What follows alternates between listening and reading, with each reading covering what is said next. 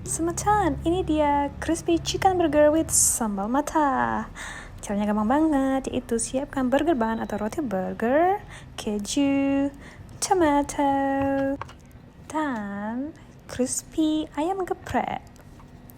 Dan jangan lupa, yang terpenting adalah sambal mata. Jadi, sambal mata ini adalah resep spesial dari crispy chicken burger ini karena sambal mata ini akan memberikan rasa yang sangat luar biasa. Nah, itu aja semacam gampang banget kan? Let's see what he says. Bon appetit. You want a review? Yes. Try it. How is it? Spicy? No. No. Is it 12 good? out of 10. 12 out of 10. Arr, yummy.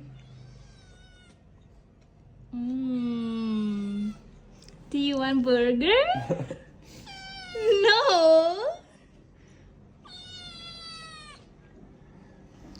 That's it, semacam. This is a crispy chicken burger with sambal mata. Selamat mencoba.